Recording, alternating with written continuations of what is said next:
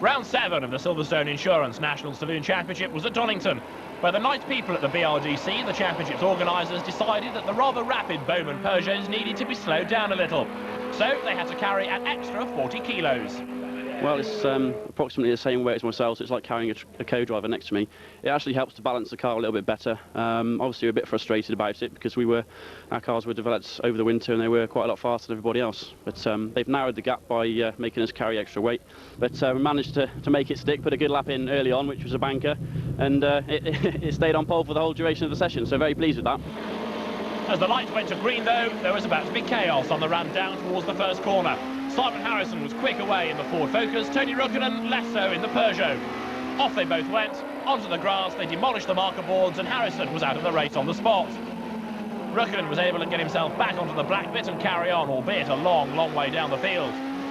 The circuit was getting a little bit wet and a little bit greasy, but Roger Moen saw ahead of him a good battle suddenly come to an end between Desmond Smale and Phil Andrews. The two cars touched, Andrews speared off into the barrier, and Desmond Smale ended up in the gravel bed. The two cars had a fair amount of damage, they were certainly going no further, and depending on whose point of view you take, it was a racing accident. Andrews, though, reckoned it was all down to Smale. For those of you that don't read Semaphore, he wasn't very pleased. Up front, though, Matt Kelly did lead, but not for long. Dan Eves shouldered his way through going into Fogarty's. The little yellow Peugeot hopped over the curb and took over the lead of the race as further back there was the nudge from Brian Ward's star-struck Integra onto the back of Gavin Piper's Alpha. Tom Ferrier was also out before long, his car stranded in the middle of the road after a shunt coming out of the Melbourne hairpin. At the checkered flag, though, it was another win for Dan Eves, the talented Peugeot racer coming up to take the checkered flag. Although he was no longer in the hunt for the championship, he was still racking up the race wins. Second went to Matt Kelly, and Tamir Massini finished third, after another good day for Dan Eves. Next stop, Croft once again, but this time there was a new driver in the entry and one to conjure with as well. Gordon Shedden, the dominant driver in the Ford Fiesta Championship, was about to make his NSC debut. I had a fantastic season in the Fiestas this season. We've won 7 of the first 9 rounds of the championship, supporting the British Touring Car Series. I've been given this opportunity by Ford Racing in the UK to come and experience driving a Ford Focus. The regular drivers unable to race this weekend, so I've grabbed this opportunity with both hands, and hopefully it's going to provide a good stepping stone in the future to move up towards the Touring Car Series. In the race itself, Shedden was a force to be reckoned with, but up front it was Eves and Rukkinen, as ever, who were trying to take the leading positions in the 2 yellow Peugeots. Tamir Massini had other ideas. He charged ahead of Rukkinen and then set about Eves. Eves would be a retirement not long after, another gearbox problem afflicting poor old Eves, rendering him out of the race. Shedden set about his teammate Phil Andrews as Eves ruefully watched on. His car was out of the race, it was now up to his teammate Tony Rukkinen to try to win the race.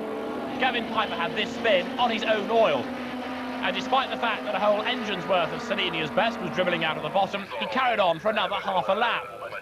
Then he pulled off, the circuit was coated in oil, and the race had to be under the caution flags for a while whilst the oil was treated.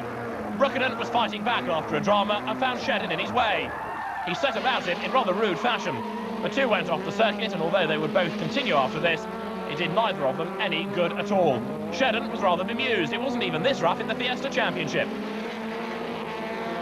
At least Rukkinen got ahead of him, which might have been the aim.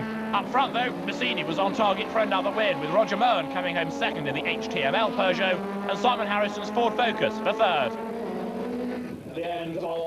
Another good drive by Tamir Massini, a second win in the championship.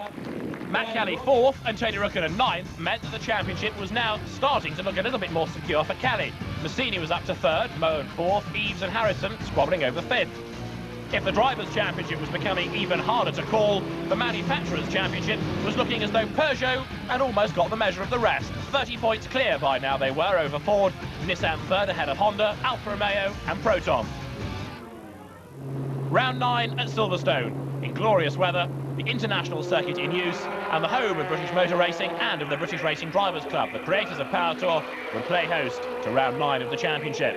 It was significant because, again, the Peugeots were fleet of foot, and in the race itself, it was Dan Eves leading from Tony Rukkinen. Newcomer to the championship, Alex Haynes, went off into the gravel down at Brooklands, although he was able to rejoin. But Dan Eves was leading, Tony Rukkinen was chasing and not doing a great job of bringing down the gap. There was a great scrap going on further back for fourth place between Simon Harrison and Roger Moen, but as far as Rukkinen was concerned, he couldn't do anything at all about his teammate Dan Eves. He desperately needed the points for a win. What would happen next, we all wondered. All of a sudden, a problem for the Proton of Richard Coen-Grandidier. A huge cloud of smoke out of the back as he turned his way through Copse Corner. And with only a couple of minutes to go to the end of the race, he was a retirement. Coming to the last corner, the question about team orders was suddenly resolved, as Dan Eaves put the handbrake on, read the paper, slowed and allowed Rukkinen to come past him. Team orders? No, said Peugeot. Well, actually, yes. Rukkinen took the win, he took the points, and what did Eaves think of it? He's very fortunate to have a team like me, I suppose. No, I'm very, very pleased for him to take the win, and I'm sure it puts him back up there in the championship a bit more.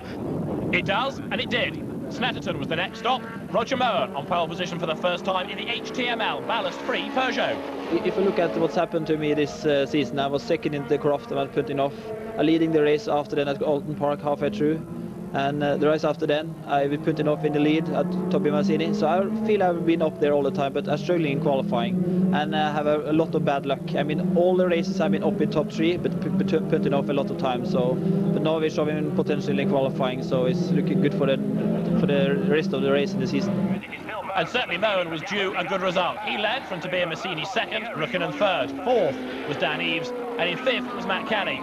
But this was to be another round of the championship, which would significantly affect how things turned out at the end of the year. First of all, though, there was this battle to resolve between Gareth Burnett and Chris Osborne. At his home circuit, Burnett ended up across the grass and in the ground. He was out, Osborne continued, albeit not for much longer.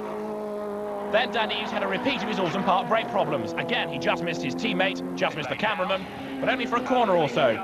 He carried on, got to the end of the Revit straight and discovered that there was no retardation whatsoever. He had this wild moment over the curb and over the grass, at which point he rather wisely parked it and went to the laundrette. Chris Osborne was the next man to attack the camera crew. Off he went, coming out of the bomb hole.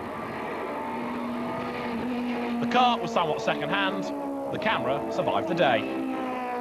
Osborne was all right, despite being rather shaken. Then dramas for Roger Moen, the race leader in the pits. The bonnet was up, but the problems were too great for him to continue in the race. It was a gearbox drama, and he was out. So too was Matt Kelly, an electrical problem on the Nissan. All of a sudden, his championship hopes had got a bit peaked-tongued. The battle for the lead, though, was on between Tobias Mazzini and Tony Rukkinen. They came to the last corner, nose to tail. And what happened next? Well, you can tell us whose fault it was, because nobody has yet formed an opinion properly. The two cars tagged one another, Mazzini went off, and Rukkinen won on the road. Mardi Gras Motorsport, the team which runs Mazzini's car, protested, and Rukkinen was thrown out. Peugeot appealed, he was put back in, but given a time penalty that dropped him to third place, meaning that Mazzini won. Rick Kramer took a best ever second, and Rukkinen finished in third place.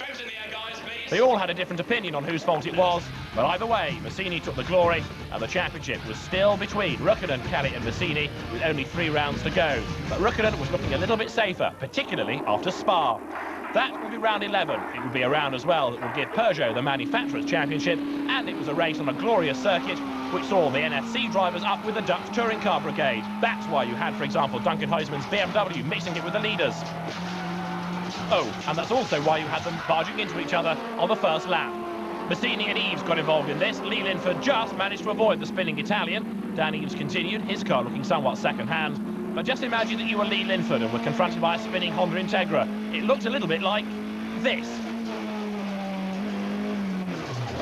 Quite how he missed the car on the barrier is still a mystery. The track was very busy indeed.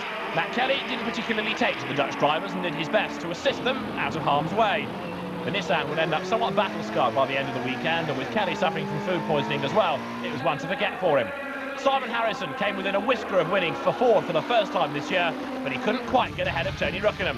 Rukkinen won the race and got ever nearer to the championship, but Peugeot won the Manufacturers' Championship to the delighted boss, Rick Linford. I'm extremely pleased. Going back a bit when we was in BTC, Peugeot lost a little bit of credibility, unfortunately, and I've been able to sort of re-establish that credibility with our second overall in the championship last year in drivers and manufacturers, and now winning the manufacturers and certainly hoping to win the drivers at Silverstone in 2 weeks' time. Then, yeah, very pleased. The final round was at Silverstone, the home of the BRDC, and it was on the Grand Prix circuit as well. The race was over 30 minutes, and it was going to determine the championship. Tony Rukkinen then was on target to win once more and to take the crown. He'd been runner-up for the previous 2 seasons and desperately wanted to go out with a win. Tobias Mazzini still had a mathematical chance of taking the title, but not after this. Coming out of Chapel Curve, he and Lee Linford made contact. The Integra hit the wall, and Massini was out. Matt Kelly, batting for second in the championship, was only lucky to survive this as well. He got tangled up with Gareth Burnett going through Stoke Corner, and although he continued, it was a little bit further down the order. Kelly put in one of his usual charges and fought back. Massini carried on in the race, albeit a long way down through the field. The net result was that Kelly would be second in the championship, Massini third. Simon Harrison went off, so hard was he trying to give Ford its first win for the Focus, he just ran out of traction going through Beckett's, and a rather disconsolate Simon trudged away. Again, come close, but not close enough. The Alfa Romeos were having their best race of the year, Gavin Piper briefly leading. But by the end of the race, normality had been restored. Peugeot was going to win, Dan Eaves was the driver. He won the race, but his teammate, Tony Rukkinen, won't win the championship. It had been a good year for Rukkinen. He made the odd mistake, but when it mattered, he came through victorious.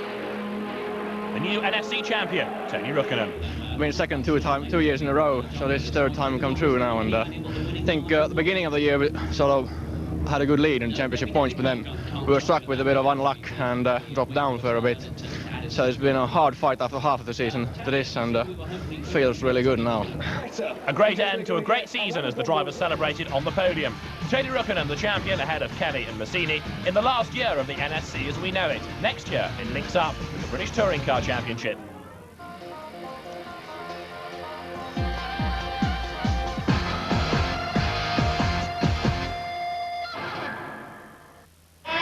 December on Sky